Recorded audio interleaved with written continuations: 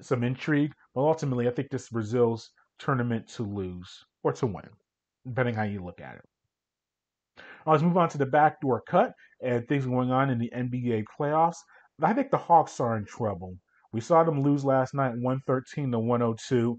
And yes, I know Trae Young injured the ankle at the end of the third quarter when he backed up into the official and rolled his ankle and had to get it treated.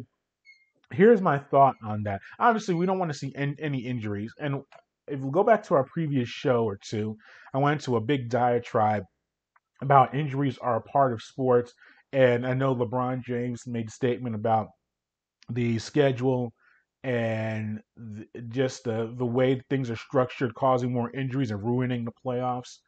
I disagreed with that. What I said is, and I'll say it again now, injuries are a part of sports. That's what makes it intriguing. If everyone was healthy at 100% every single time, the best teams will win all the time. The thing about sports is that you have adversity, you have elements that you have to deal with and adjust to, and want to see the athletes work with that. I will say though, we want to see the best teams out there in the best form. Like, I want to see the top players play all the time, but I realize that sports are injuries are a part of it. The thing about the Trey Young injury, yes, he got hurt, but several things. One, when he got injured, he probably was going to be substituted out anyway. The time that he was out to get treatment was his normal rest time. I think when you look at the way he's been in the rotation. So it wasn't like he missed the entire fourth quarter or an entire half of action. And it's like, yeah, that was a big factor in the loss. He played his normal minutes. He still got 39 minutes on the court. Was he compromised by the ankle? I'm sure he was, but he was out there playing. He still scored 35 points. Now he only had 4 assists, and that's a low total for him. Remember, in this postseason, he's been averaging 30 points and 10 assists per contest. So the points he got his points, but he did not get his assists, and that's partially due to the Hawks' inability to score and not having a good chance of making their shots.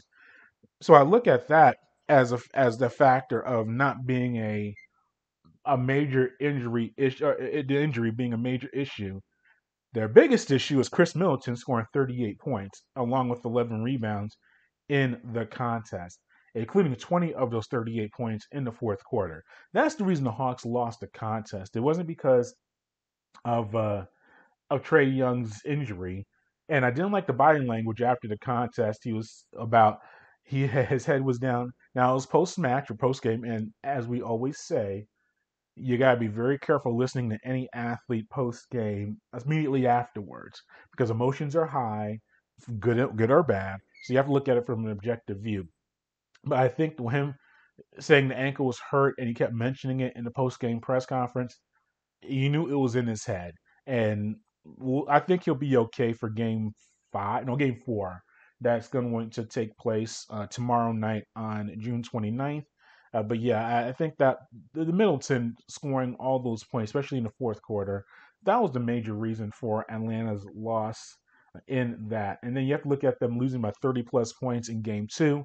I think Milwaukee is really starting to figure things out as a unit, and that's going to be very tough, for Atlanta to overcome. And I think also you're starting to see Bobby Portis get more playing time from Milwaukee. He had 15 points in 17 minutes of action.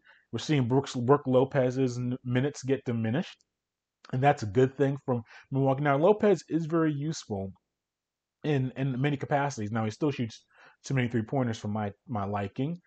But I think with the way Atlanta likes to play, with a little bit of smaller lineup, I know Capella is a big man, but outside of him, it's a lot of perimeter play. Bobby Portis is a very nice contributor for them off of the bench. So I think Budenholzer, the Bucks head coach, has figured out getting Portis involved in the rotation. That's a very good thing, for Milwaukee. But we'll see what happens with Atlanta. It would not surprise me if Atlanta wins Game 4, especially at home. It's becoming very desperate to get a victory. But I also think that Milwaukee's just a better team. And Giannis, I didn't even mention him through my recap. 33 points and 11 rebounds. He actually made some free throws in the contest. I like and respect to Atlanta. I enjoyed seeing the count and all the fans getting involved and trying to get him to get in his head with his free throws, but he made enough of them. And I think if he does that, even if he's 50%, now you want him to be in the 60s and 70s, he's a professional basketball player. But if he's in 50% range, I think that's enough for them to get by with as far as his poor free throw shooting. So I think that Atlanta is in a major tough situation, right now as we head towards Game 4 tomorrow. I think Phoenix. Yeah, I like the way Phoenix won their contest. They were able to defeat the Clippers 84-80 in Game 4 of that series on Saturday night. We've seen Phoenix put up a lot of points in this postseason, but I think that type of game was a playoff type of victory for them. And their three top guys, really showed out in the contest. You look at DeAndre Ayton, 19 points, 22 rebounds, just continually to be a major presence in the paint. And very interesting that what Ayton said. He said Chris Paul saved his career, or says the best thing that happened to him. You got to look at that as I think I agree with that because we look at that draft class of 3 years ago. We've talked about Luka Doncic so much. Trae Young, those two guys have been major players in this postseason. DeAndre Ayton is making his presence felt. Remember, he was the first overall pick in that draft before Luka, before Trae, before Bagley, before Jackson, the forward in Memphis. He was the first overall pick, and he has had an up and down career there. Especially we look at 2 years ago, he got suspended for the usage of the PEDs, and that was a bad moment and he's just had not been producing at a high level. Chris Paul goes there, and Chris had a big night as well. 18 points, 7 assists in the contest. Devin Booker had 25 points as well. But he, as much as Booker and Paul are getting accolades like they should for being a big reason for the Suns' resurgence, DeAndre Ayton has been, I think, the most important player in this postseason for the Suns. As I said, he gives you that inside play, which is so crucial because Booker and Paul they're going to work the perimeter, and Cameron Payne as well. I mean, those guys are able to shoot their jumpers, do all their perimeter stuff, but they've become so much more lethal with getting that inside play. And that's a 19 points, 22 rebounds, just a big performance for him in Game 4. But defensively is where the Suns won that contest. Just being able to hold on to the lead, really control. Remember, they only scored 15 points in that fourth quarter, but he held the Clippers to only 14.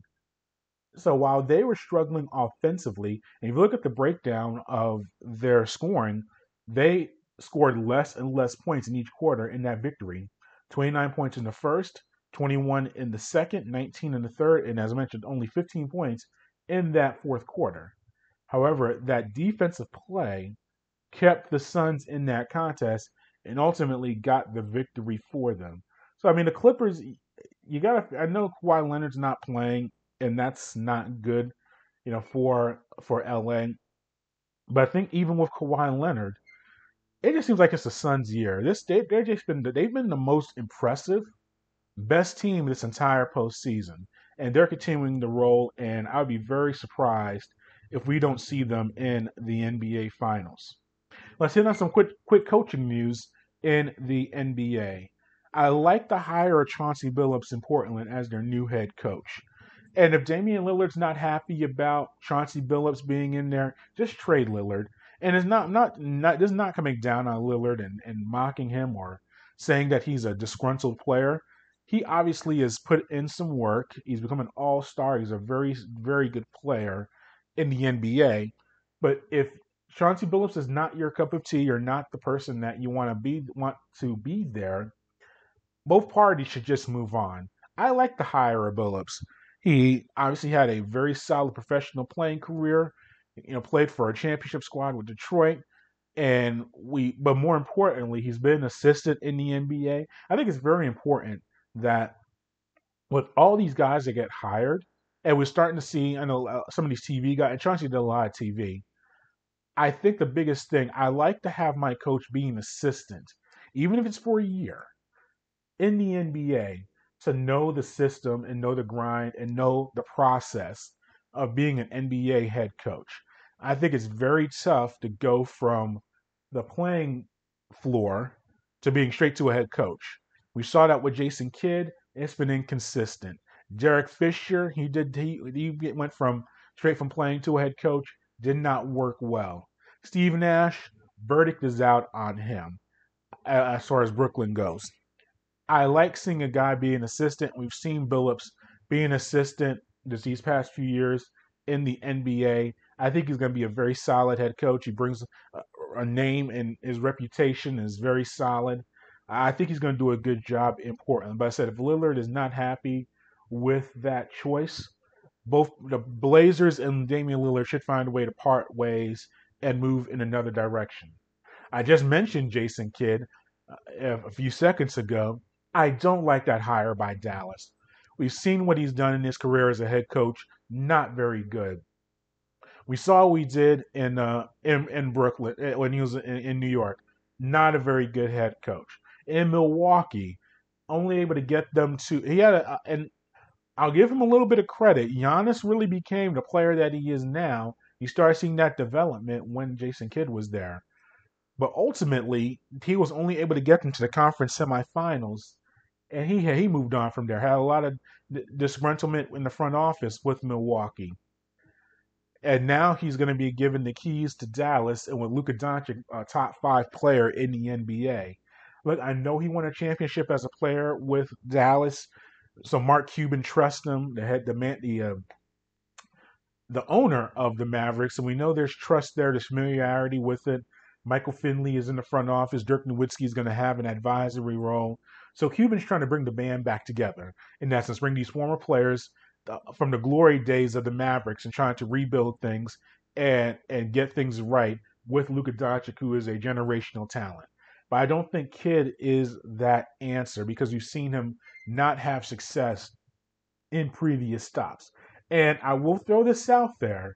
If we're going to get mad at, if you look at I see a lot of my minority fellow journalists, they get mad at retreads with white coaches, such as Mike D'Antoni and some others. But D'Antoni's kind of the poster child for it. Why are we bringing him back? He's been a head coach at so many other places. Give a young black or young minority an opportunity, or a woman with Becky Hammon, and give her an opportunity, which I completely agree with.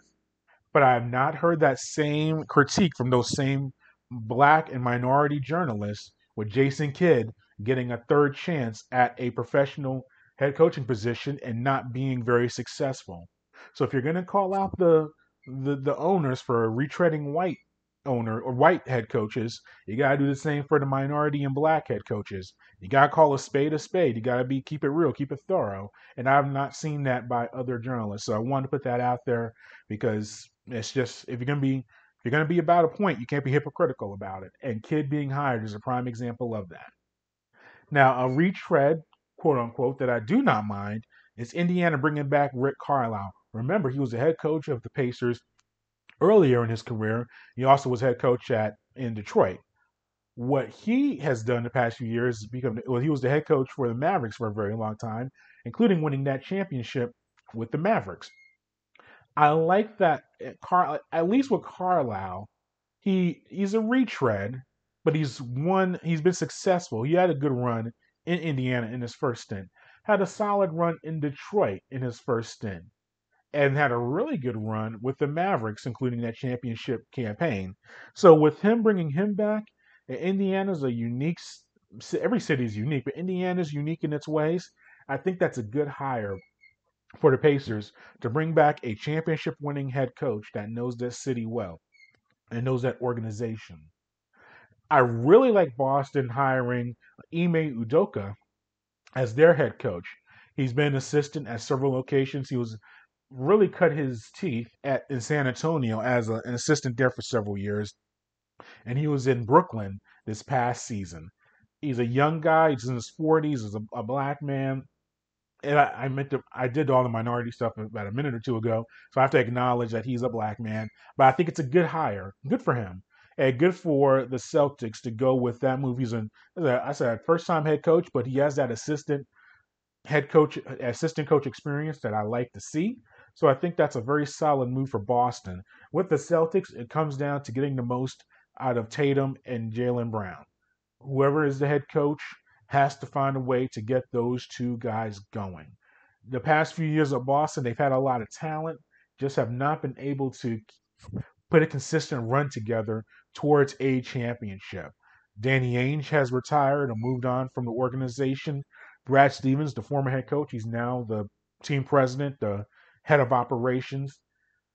They have to find a way to get the most talent out of those two guys because they're signed long term and they're going to be there a while. So I think that Udoka, excuse me, has the resume and the pedigree to be that type of guy. So I like that move.